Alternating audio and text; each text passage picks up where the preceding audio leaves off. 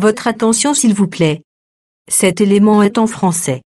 Contactez-nous pour savoir s'il est aussi disponible en la langue de votre préférence. Veuillez aussi noter qu'il est en audio uniquement.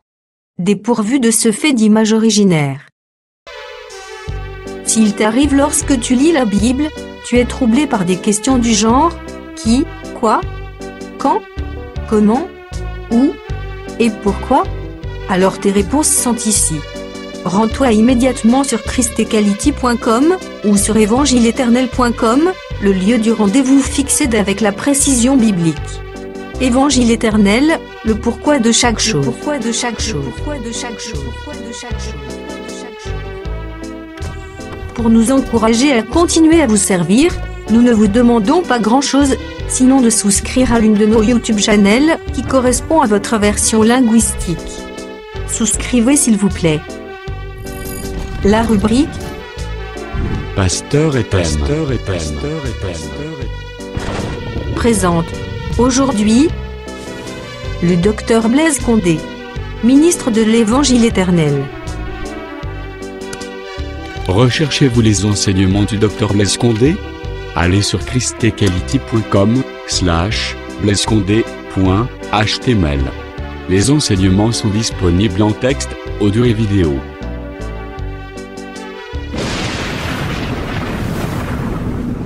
Bonne édification au nom de notre commun Seigneur et Dieu Jésus-Christ. Amen. Les royaumes, parce que les royaumes, c'est la pierre.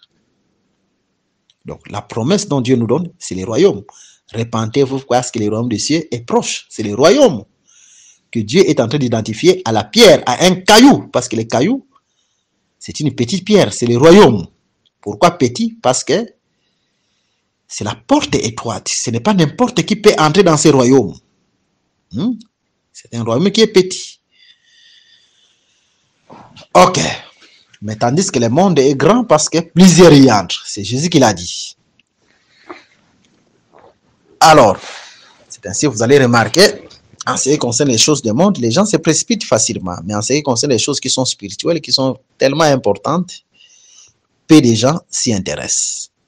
Donc le royaume, c'est un caillou. C'est une petite pierre. C'est une petite porte. La porte est étroite. Alors, et vous allez remarquer que quand David est en train de lancer cette pierre-là, c'est la première venue de notre Seigneur Jésus-Christ. Parce que Jésus, dans sa première venue, il a été lancé. C'est lui qui est la vraie pierre, c'est lui qui est le vrai royaume. Jésus lui-même est en train de le dire dans Luc chapitre 17 au verset 20. Le royaume de Dieu ne vient pas de la manière à frapper les regards, le royaume de Dieu est parmi vous. Donc Jésus, c'était tout un royaume sur la terre. Donc c'est un caillou, c'est une pierre. Mais il a été lancé. C'est-à-dire, Jésus a été envoyé. Le fait d'être lancé, c'est le fait d'être envoyé. Qui l'a envoyé? C'est le Père. Raison pour laquelle Jésus disait toujours, le Père m'a envoyé. Ça, c'est la première venue de Jésus. Le Père m'a envoyé. Donc, c'est la main qu'il a lancée. Mais quand il vient pour la première venue, c'est pour écraser la tête du serpent. Ça, c'est la première venue de Jésus. Et on était en train d'expliquer la tête comme étant le premier-né. Parce que Dieu compare aussi la tête comme étant le premier-né. Dans Colossiens chapitre 1er, quand Jésus vient comme la tête, il est le premier-né. Colossiens chapitre 1. De même, quand nous allons en Égypte, d'une part, du côté d'Israël, l'agneau est en train de mourir, qui était le premier-né, type de Jésus. De l'autre part, du côté des pharaons et des Égyptiens, les premiers-nés ont été tués. C'est-à-dire, les premiers-nés qui étaient en train de tuer, les premiers-nés qui étaient tués, les premiers-nés des pharaons, fait dire seulement, c'est la tête des pharaons qui était écrasée. Parce que les premiers-nés, c'est la force, c'est la puissance. Selon Genèse chapitre 49, à partir du premier verset. Ribin, qui était le premier-né, c'est la force, c'est la puissance. Donc, en réalité, dans la première venue de Jésus, Jésus est venu anéantir la force de Satan. Satan est là. Satan agit maintenant par la queue. Parce que la tête est écrasée, il doit agir par la queue. Et la queue, ce sont les faux prophètes, ce sont les faux serviteurs. C'est dans ce sens-là. Vous voyez? Donc, c'est ça en fait. Parce que la Bible nous déclare que les prophètes qui annoncent les mensonges, c'est la queue. Et la tête a été écrasée. Satan a été anéanti. C'est dans ce sens-là. Raison pour laquelle, quand même les premiers-nés sont morts de Pharaon, étaient morts, mais quand Israël est sorti de l'Égypte, Pharaon a suivi, l'armée de Pharaon a suivi. Ça, c'est la queue. Parce que la tête était anéantie, mais la queue a suivi. Donc, ces chevaux-là nous parlent aussi des types de faux serviteurs. Donc, pendant que la tête est écrasée, mais Satan agit par les faux serviteurs aujourd'hui, comme étant la queue. C'est dans ce sens-là. Ok. Raison pour laquelle même, si vous allez dans les livres d'Apocalypse, vous allez remarquer que par sa queue, il est en train d'entraîner les tiers des étoiles. Ce n'est pas en vain. Pourquoi seulement la queue? Parce que la tête a déjà été écrasée. C'est dans ce sens-là. Donc, nous ne sommes pas là parce que nous avons un objectif que nous sommes en train de suivre. Alors, donc, c'est ce que vous devez d'abord comprendre. Ça, c'est la première venue de Jésus. Et vous allez remarquer que les premiers-nés étaient morts pendant que l'agneau mourait. De même, quand Jésus, comme étant le vrai agneau de Dieu qui ôte les péchés, quand il mourait à la croix de Golgotha, il est en train d'anéantir la force de Satan, c'est-à-dire écraser sa tête qui est le premier-né. Ça, c'est la première venue de Jésus. Et là, il est venu comme serviteur, il a été lancé. Le Père m'a envoyé, le Père m'a envoyé. Mais sa seconde venue en Israël, quand Jésus reviendra, pour établir son règne en Israël, c'est la pierre qui ne sera pas lancée par la main. Daniel chapitre 2. Mais c'est ça, Apocalypse chapitre 10. Mais c'est clair, c'est ça, Apocalypse chapitre 10. Parce que dans Apocalypse chapitre 10, vous allez remarquer, je peux lire cette écriture avec vous. Apocalypse chapitre 10. Écoutez Apocalypse chapitre 10, chers bien-aimés.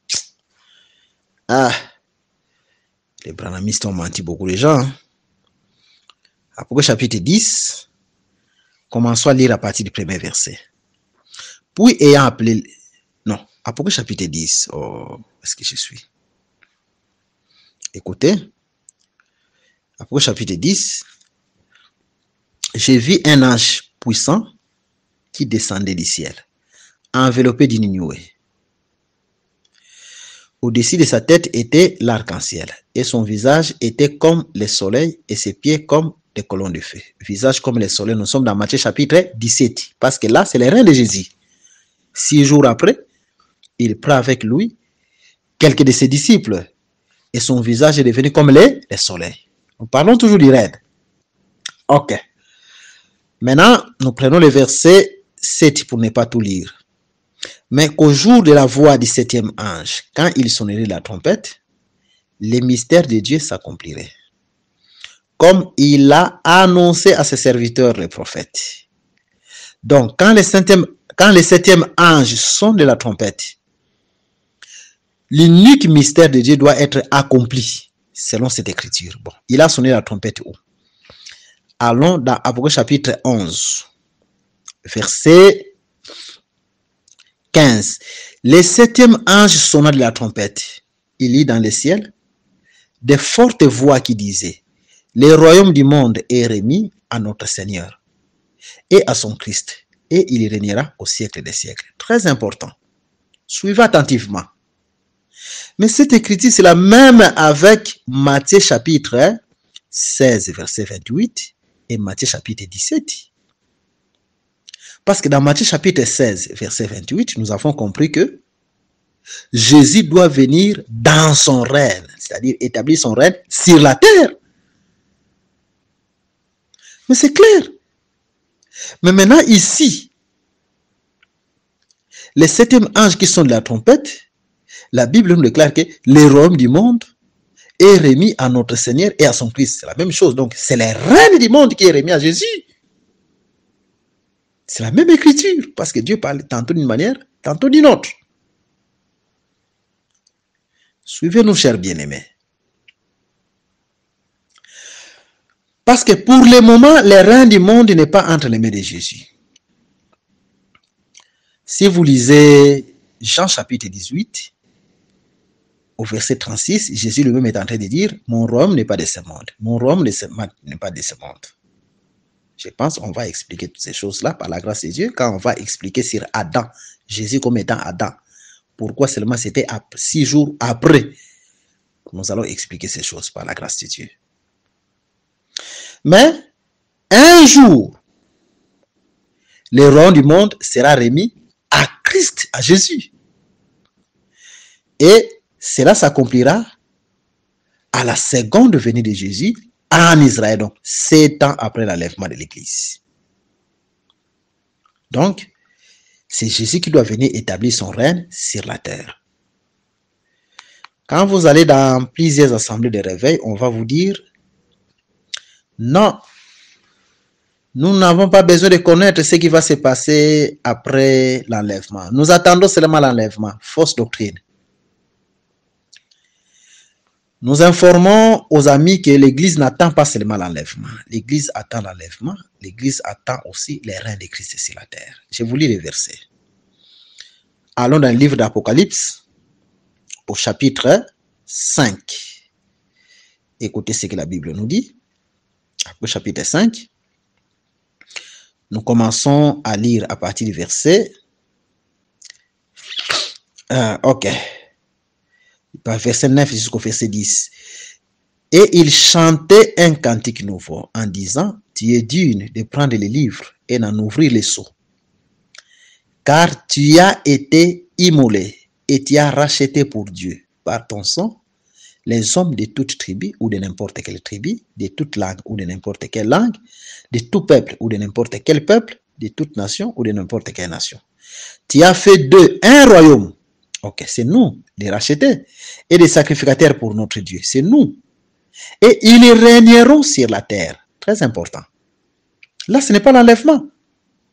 Donc, nous avons la promesse aussi de régner sur la terre. Nous avons la promesse de l'enlèvement, mais nous avons aussi la promesse de régner sur la terre. Raison pour laquelle nous devons connaître même tout ce qui viendra jusqu'après l'enlèvement. Parce que nous avons aussi la promesse de régner sur la terre. Donc, l'Église n'attend pas seulement l'enlèvement. Donc, quand Jésus viendra régner sur la terre, nous avons aussi la promesse de régner sur la terre. Nous allons expliquer cela à partir de Matthieu chapitre 17. Vous allez comprendre que nous aussi nous avons cette promesse. Ce n'est pas seulement Israël. Alors, maintenant, Jésus viendra en ces temps-là comme une pierre, mais qui n'est pas lancée.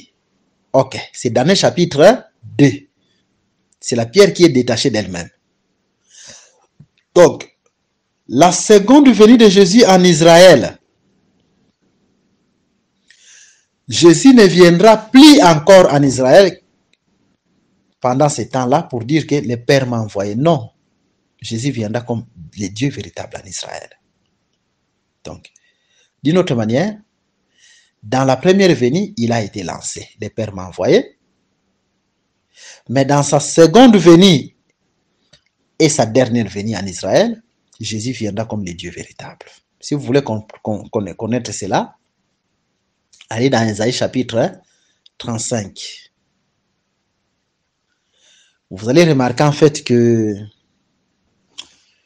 la Bible est en train de nous dire il viendra lui-même et les sauvera. Vous voyez? Donc là, cette prophétie s'accomplira dans ce sens que Dieu viendra lui-même comme étant Dieu.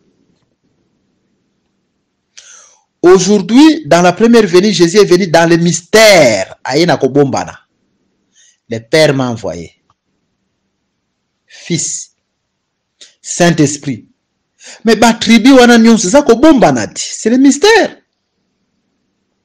C'est Dieu dans le mystère. Dieu dans le mystère, dans ses attributs. Mais dans sa seconde venue en Israël, ce mystère doit finir. Le mystère de Dieu s'accomplira. D'autres versions disent, telle que la version d'Arbi dit, le mystère de Dieu sera terminé. Parce qu'en ce temps-là, Dieu viendra lui-même comme étant Dieu en Israël. Parce qu'il faut savoir en réalité que la manière dont nous avons reçu Jésus, Dieu dans les mystères, mais Israël attend Jésus comme étant Dieu qui doit venir. C'est de cette manière-là. Dieu s'est dévoilé lui-même. Donc, c'est ainsi que la Bible nous déclare que le mystère de Dieu doit terminer. Je vous donne un devoir à domicile.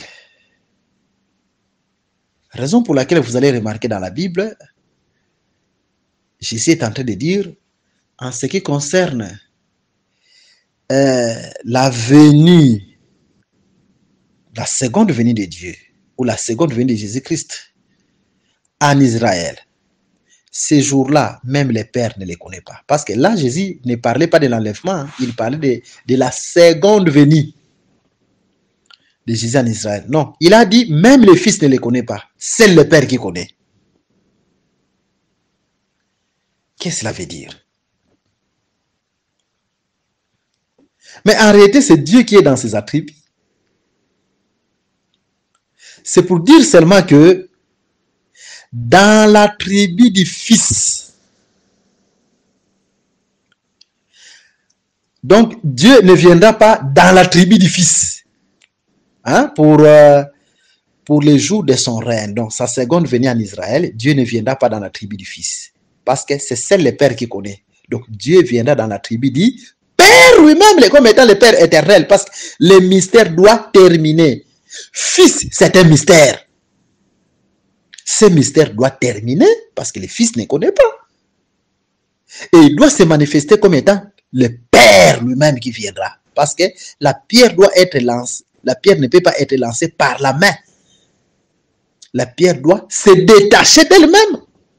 Jésus ne viendra plus comme un envoyé, mais il viendra comme étant Dieu manifesté. C'est ce que même on appelle en grec la parousie, c'est-à-dire Dieu qui se manifeste. Vous voyez? C'est Dieu qui va se manifester. C'est le Père lui-même qui va se manifester. D'où le Fils ne connaît pas.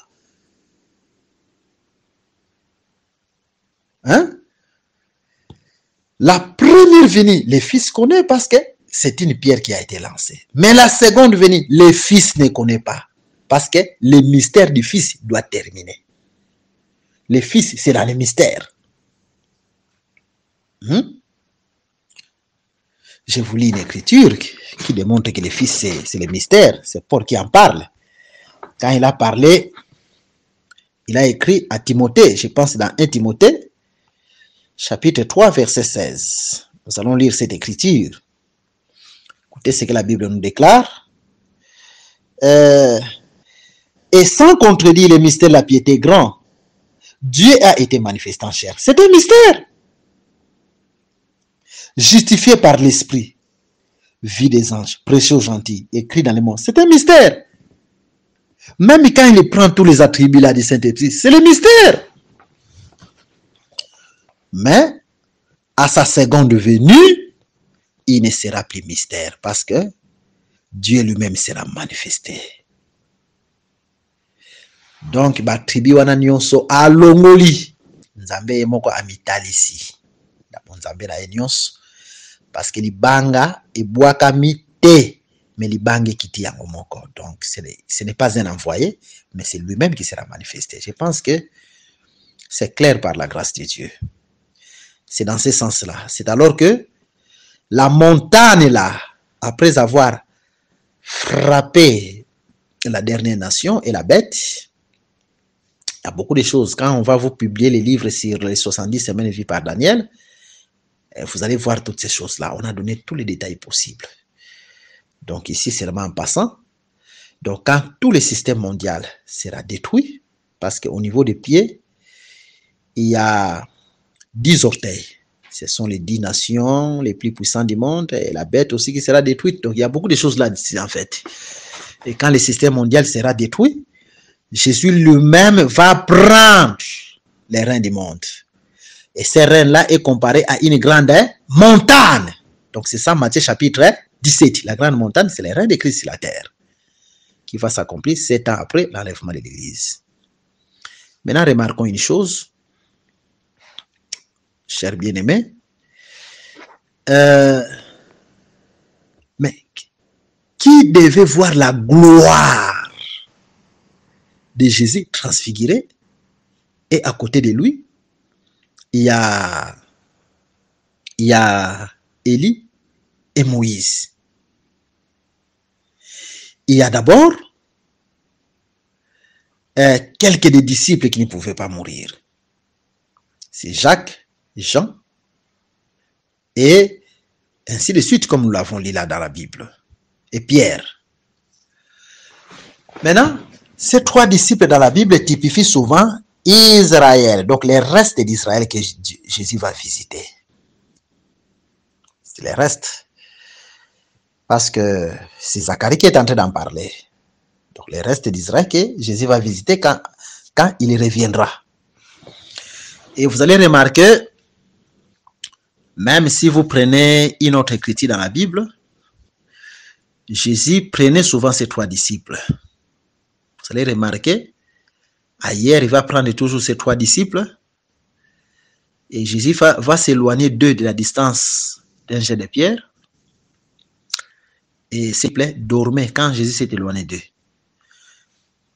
Bon, le livre est déjà publié. Si vous lisez, on a tout expliqué. Que ces 3 disciples-là typifiaient Israël. Parce que, en ces temps-ci, Jésus s'est éloigné d'Israël et il est venu vers nous, les gens des nations. Et conformément à Romains, Israël est en train de somnoler. Israël est en train de dormir parce que Jésus s'est éloigné d'eux. C'est toujours ces 3 disciples. Donc, ces 3 disciples typifient souvent Israël. Alors, maintenant, en ces temps-là, au règne de 1000 ans, Israël va participer à la gloire du règne de Jésus. Parce que ces 3 disciples, c'est Israël. Cependant, Élie, c'est le type de l'Église. L'Église corps va aussi participer à cette gloire-là. L'Église corps va aussi participer à cette gloire-là. Et Moïse, c'est le type en fait de ceux qui sont morts et en Christ et qui résisteront. Parce que vous allez remarquer, donc, Élie, c'est le type de l'Église corps, mais ceux qui ne sont pas morts, mais qui seront enlevés, qui seront transformés quand Jésus viendra et qui seront enlevés. Et Moïse, ce sont ceux qui seront morts. Pourquoi? Parce que dans l'ombre, vous allez remarquer que Moïse était d'abord mort et ensuite l'ange a pris son corps, il l'a enlevé vers Dieu. Donc Moïse typifie les morts en Christ qui résisteront premièrement, comme Paul l'a expliqué aux Thessaloniciens. Et Élie est en train de typifier nous les vivants, parce que Élie en réalité n'était pas mort. Il a marché, il était vivant, puis il a été transformé, et il était enlevé. Donc, nous les vivants, nous ne précéderons pas ceux qui sont morts, comme on les lit tous ces temps-ci, mais nous serons transformés, et tous nous serons enlevés. Donc, c'est dans ce sens-là. Donc, d'une autre manière, Élie et Moïse, c'est le type de l'Église. L'épouse qui doit être enlevée. Mais Élie, comme étant nous les vivants, et qui seront transformés et enlevés, et Moïse, les morts en Christ, qui seront ressuscités et qui seront enlevés. C'est dans ce sens-là. Donc, juste c'est pour vous faire voir que, en réalité, Élie, les prophètes, nous parlent de même de l'Église, c'est-à-dire l'Église dans la marche, jusqu'à ce qu'elle soit enlevée, conformément à ce que nous venons de voir. Donc, que le Seigneur Jésus-Christ vous bénisse.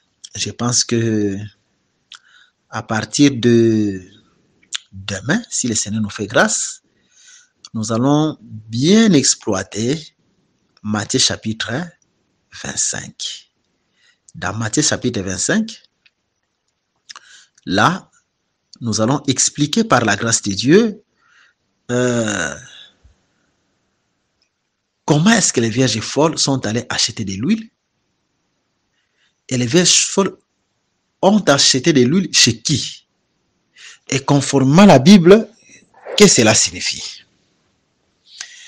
Mais néanmoins, nous voulons ajouter quelque chose. Pourquoi 6 jours après? Seulement, Jésus devait prendre ces 3 disciples-là. Et Jésus est en train de manifester cette chose-là. Donc, les symboles de son règne. Donc, c'est un signe prophétique qui nous parle de son règne. Parce que nous venons de dire ici que nous n'attendons pas seulement l'enlèvement, mais nous attendons aussi les règnes de Jésus qui va s'accomplir 7 ans après l'enlèvement de l'Église, qu'on appelle les règnes des 1000 ans. Raison pour laquelle on voit Moïse et Élie, c'est-à-dire les morts en Christ resteront premièrement Moïse, et ensuite nous les vivants, Élie. Et puis ensuite, les 3 disciples-là comme étant Israël. C'est ce que nous venons d'expliquer par la grâce de Dieu. Alors, mais pourquoi 6 jours après? Si vous êtes dans les livres de Luc va dire environ 8 jours. En réalité, c'est toujours 6 jours après. Parce qu'il n'a pas dit 8 jours, mais il a dit environ. Donc, c'est toujours 6 jours après. Donc, à peu près 8 jours après. Donc, mais ce n'est pas 8 jours. Donc, c'est 6 jours après. Vous allez comprendre que le chiffre 6, c'est un chiffre qui est lié à l'homme qui est Adam. Adam a été manifesté le 6e jour et Dieu lui a donné la domination sur les oiseaux du ciel, sur les poissons de la mer et sur les animaux des champs ou les animaux de la terre. Je vous prends l'écriture, Genèse chapitre 1er, verset 26. Écoutez ce que la Bible nous déclare. Puis Dieu dit, faisons l'homme à notre image, selon notre ressemblance, et qu'il domine sur les poissons de la mer. Donc Adam devait dominer sur les poissons de la mer, c'est la mer. Les oiseaux du ciel, c'est le ciel. Sur le bétail et sur toute la terre. Donc ça, ce sont les animaux de la terre. Et sur tous les reptiles qui rampent sur la terre, c'est la terre. Donc Dieu donna à Adam la domination du ciel, les oiseaux du ciel, la domination des eaux, les poissons de la mer, et la domination de la terre, c'est-à-dire les bétails et tous les reptiles qui rampent sur la terre. Donc l'écriture est claire. Donc 3 dominations à Adam. Dieu fait tout pour un but. Maintenant, remarquez. Venons dans les livres des psaumes. Écoutez ce que la Bible nous dit. Une prophétie qui concerne notre Seigneur Jésus-Christ. Psaume chapitre 8. Jésus dit ceci. Nous prenons le verset 5. À partir du verset 5, qu'est-ce que l'homme pour que tu te souviennes de lui? L'homme, c'est qui? C'est Adam. Et le fils de l'homme pour que tu prennes garde à lui. Ici, c'est Jésus. Le fils de l'homme, ici, c'est Jésus. C'est ainsi, Jésus, quand il vient dans la généalogie d'Adam, Luc chapitre 3, Jésus, c'est le fils de l'homme. Parce que l'homme, c'est Adam.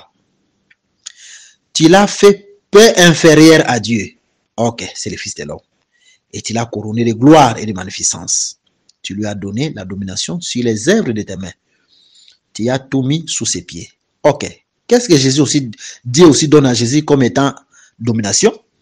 Les brebis comme le bœuf et les animaux des champs. Ok, donc ça, ce sont les animaux de la terre. Donc, Dieu donne au Fils de l'homme qui est Jésus la domination sur les animaux de la terre. Ok.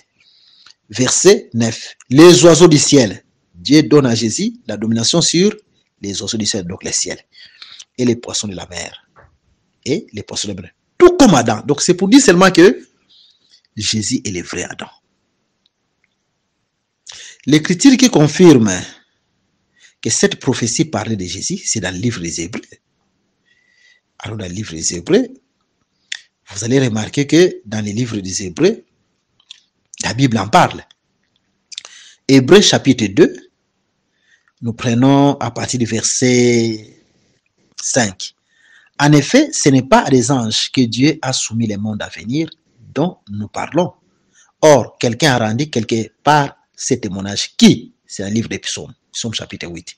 Qu'est-ce que l'homme pour que tu te souviens de lui? Adam? Ou le fils de l'homme pour que tu prennes soin de lui? Jésus. Tu l'as abaissé pour un peu de temps au-dessous des anges. C'est Jésus. Tu l'as couronné de gloire et d'honneur. Tu as mis toutes choses sous ses pieds. En effet, en lui soumettant toutes ces choses, Dieu n'a rien laissé qui ne lui fût soumis. Cependant, nous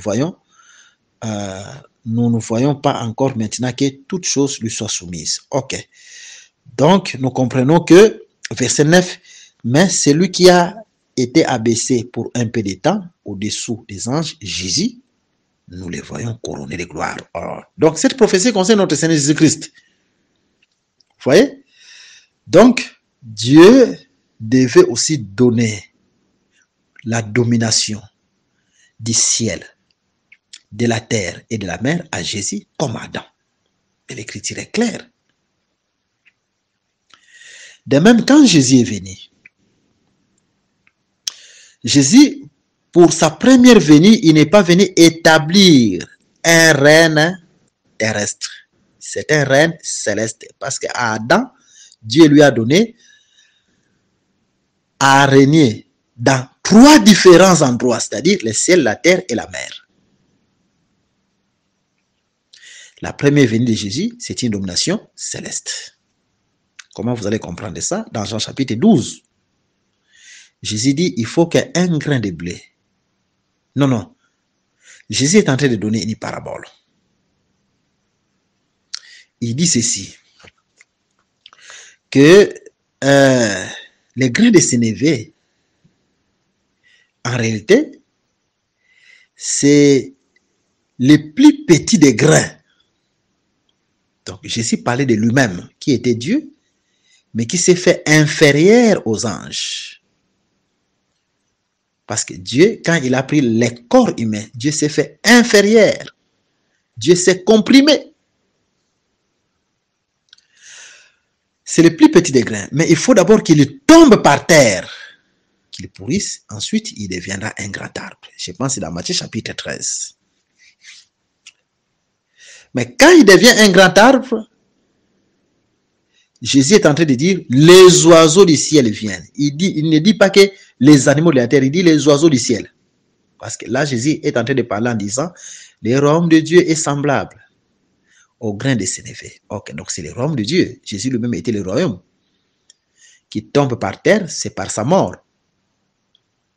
Parce que Jésus était petit avant de mourir. C'est Dieu qui s'est fait faible. Mais après sa résurrection, Jésus est couronné de gloire. Il est souverainement élevé, comme Philippiens chapitre 2 le dit. Mais maintenant, ce sont les oiseaux du ciel qui doivent venir habiter. Donc, c'est un royaume céleste après la résurrection. Ce n'est pas les bêtes ou les animaux de la terre.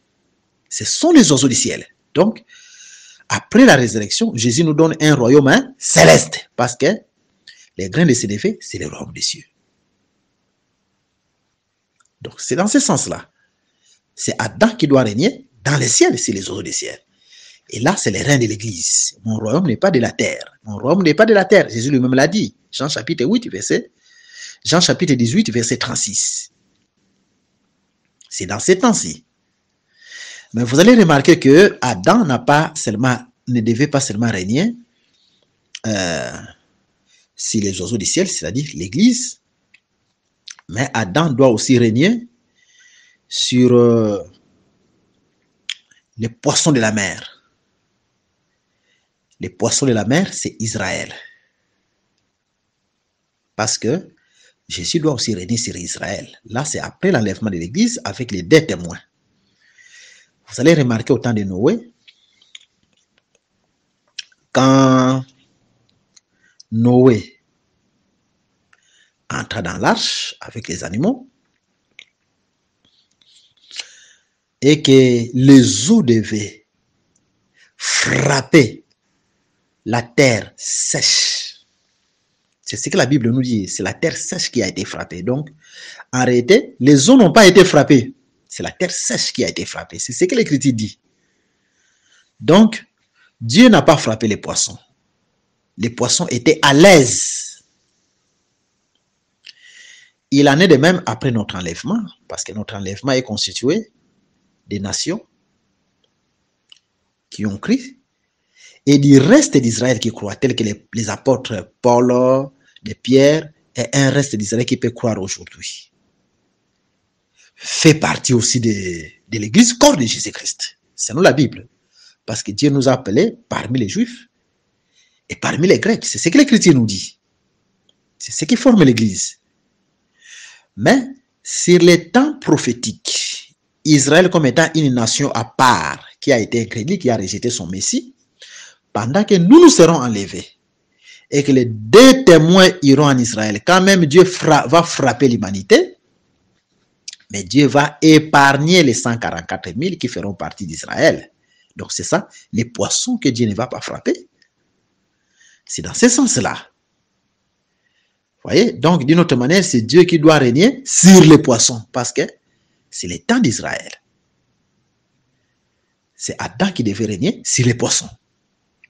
Donc les poissons nous parlent aussi d'Israël. Ok. Et puis, vous allez remarquer que Adam ne pouvait pas seulement aussi régner seulement sur les poissons de la mer, mais Adam devait aussi régner sur les bêtes de la terre. Les bêtes, c'est quoi? Ce sont les nations du monde. Et cette prophétie s'accomplit là au règne de 1000 ans. Quand Jésus va ravir la domination entre les mains des nations, c'est lui maintenant qui régnera sur les nations. Donc il doit régner sur les nations de la terre. Ça, c'est le règne de 1000 ans. Raison pour laquelle ça devait être seulement 6 jours après. C'est pour parler d'Adam, Jésus comme étant le vrai Adam, à qui Dieu a donné les règnes et la domination. C'est dans ce sens-là. Donc, que le Seigneur Jésus-Christ vous bénisse. Vos questions seront les bienvenues. Je pense que c'était seulement une sorte d'introduction sur ce que nous voulons parler en ce qui concerne la doctrine des baptêmes, partant de 3 villes qu'Élie et Élisée devaient traverser, et aussi sur concernant les renoncements aux œuvres mortes. C'est ce que nous avons promis. Et si le Seigneur nous fait grâce, demain il faut vraiment qu'on donne les détails de Matthieu chapitre 25. Et puis ensuite, si possible, qu'on débatte déjà sur les renoncements aux œuvres mortes à partir de 3 villes et sur la doctrine des baptêmes. Il faut savoir que c'est par la parole que Dieu a créé toutes choses. Parce que c'est ce que la Bible nous déclare, les choses visibles et les choses invisibles ont été créées par la parole. Donc, l'enseignement que nous sommes en train d'écouter a un pouvoir créateur. Même si les moments sont difficiles, il ne faut rien craindre. Il faut croire que dans la parole, le Seigneur est capable de pourvoir à nos besoins. Voilà pourquoi nous déclarons au nom de Jésus-Christ, partant de l'enseignement que nous sommes en train d'écouter, que le Seigneur vous visite, vous qui êtes dans les besoins. Cette parole, c'est notre vie de refuge. Vous allez remarquer que si Rahab, la prostituée, a été épargnée de tous les dangers qui s'étaient abattus contre sa ville Jéricho, c'est parce qu'elle a reçu la parole de la part de deux espions. De même, nous croyons quand nous recevons la parole de Dieu telle qu'elle est, Dieu est capable de nous préserver de tout mal possible, du coronavirus, de toute maladie, de toute influence démoniaque. Parce que la parole est pour nous notre haute retraite, notre vie de refuge. Raison pour laquelle nous demandons que le Seigneur vous protège, que le Seigneur vous garde, que le Seigneur vous visite de partout où vous êtes, en son nom puissant. Voilà l'épée qu'on a voulu vous dire, et le Seigneur nous fera aussi grâce de répondre à différentes questions. Que Dieu vous bénisse. Merci d'avoir suivi ce message et que Jésus-Christ vous bénisse. Si vous avez une question à l'intention de l'homme de Dieu, si vous voulez que l'homme de Dieu prie pour vous, si vous voulez vous confier à l'homme de Dieu, ou si vous voulez tout simplement bénir l'homme de Dieu, contactez-le directement si ses coordonnées sont disponibles depuis sa page. Sinon, contactez-nous et nous lui transmettrons vos préoccupations. N'oubliez pas de faire un tour à notre page évangélisation pour voir en quoi vous pouvez vous rendre utile à Christ par cette œuvre. Que Dieu vous bénisse tous. Amen. ChristQuality.com. Les cieux en un clic de la souris. Évangile-éternel.com, le site de l'Évangile éternel. ChristQuality Fondation, équilibrer la manne ramassée dans le désert de sorte que chacun ait un email.